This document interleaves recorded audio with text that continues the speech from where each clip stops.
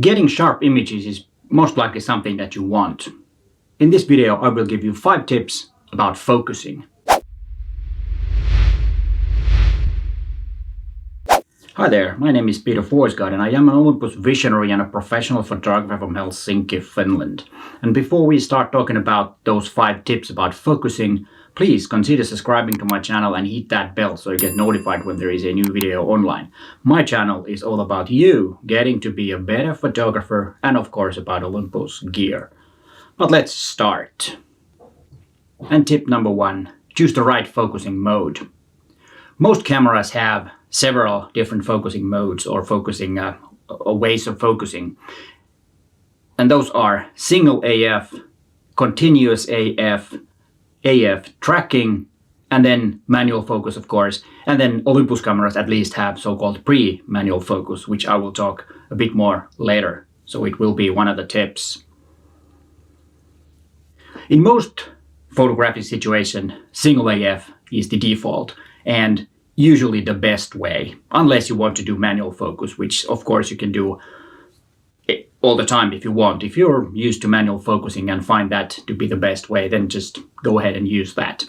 If you want to track your subject, so let's say the subject is moving, then single or single AF is not most likely the best way. Then you have 2 options. Either use the continuous AF and AF tracking. And the difference on these 2 are that continuous focusing, you need to follow the subject and keep the focusing points on the subject. And with CAF tracking or AF tracking, then the camera will track your subject. You don't have to move the camera so that the focus point is tracking your subject. And then the second tip is use the right focusing point. You have several different options on mirrorless cameras. You can choose the whole area. You can use 3x3, 5x5, or you can use a custom shape like EM1 Mark III and EM1X has. This might be also in other cameras, but since I'm using Olympus cameras, I'm not really sure what other brand cameras have. So choose the one that suits for your needs. I use quite a lot the smallest possible point, like the real tiny single AF point. But if you have a bigger subject, then you might want to use 3x3 or 5x5. And many bird photographers, for example, use 3x3 or 5x5 because then they can be sure that the bird is in the area of the focusing point, so that all the focusing points are covering the area where the bird is. And then a pro tip for EM5 Mark III, EM1 Mark II, EM1 Mark III, and EM1X. Use AF cluster. This is the way to set it up.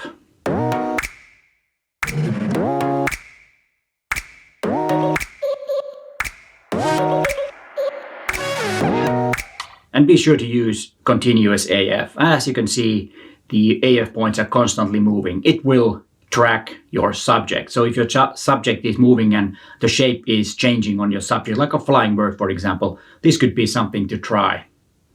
And tip number 3, use face priority and eye priority when photographing people. There is 2 benefits for this. The first one, of course, is that it will stick on the face of the person and it will be sharp, even though if the person is moving, it will stick on the face. And another benefit is that it will concentrate on the exposure on the face. So it will make sure that the face is perfectly exposed. And that's really very helpful, and it will also make photographing people a lot faster when the camera tracks the face with the AF and with the exposure. Very handy way of photographing people.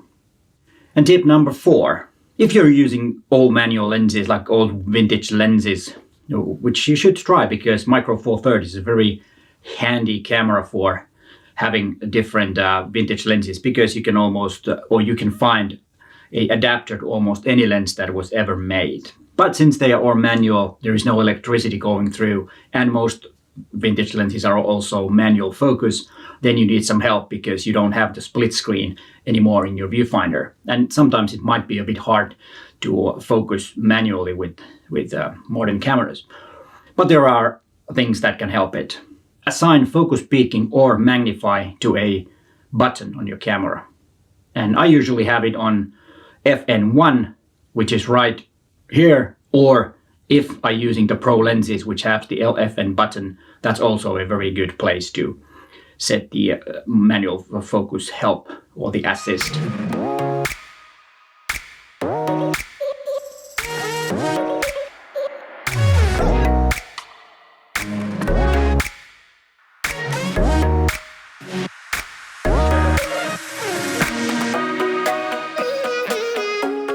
And remember, the way to use it is press the button that you have chosen and you will see the focus peaking. And then if you don't want to see it, just press it again.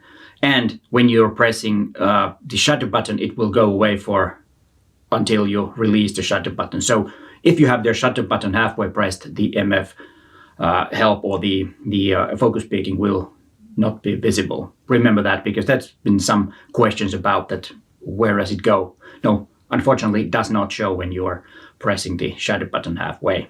And then the fifth tip.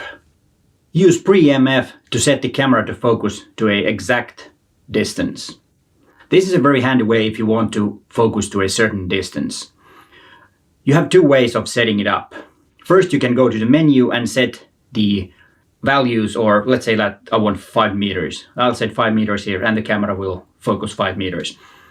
Well, unfortunately, it's not very accurate, so it won't be 5 meters. So there will be a better way. So press OK and get the super control panel, choose PreMF, press Info and focus to the point that you want to focus, and then press OK again. Then the camera won't focus to any other distance than the distance that you set. But as I said, if you set it manually for 5 meters, it won't be 5 meters. That's a real pity, because this would be a perfect way of focusing to hyperfocal distance if this was really accurate.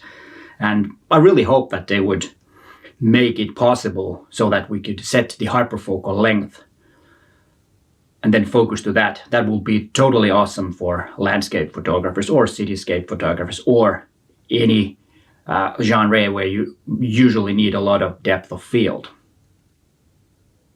That could be a great feature. The PreMF focuses to an exact one distance. But if you want to have a little flexibility on your distance, let's say from like 5 meters to 6 meters, then use the AF limiter and set the near focusing distance to 5 meters and the longer end to 6 meters. This works exactly the same way as focus limiter on longer lenses, but this one has more options. I hope this video was helpful, and if you want to watch more videos about how to get your images sharp, here is a video about that, and it will give you some more tips and some other things than focusing to get your images sharp. But hey, thanks for watching and bye for now.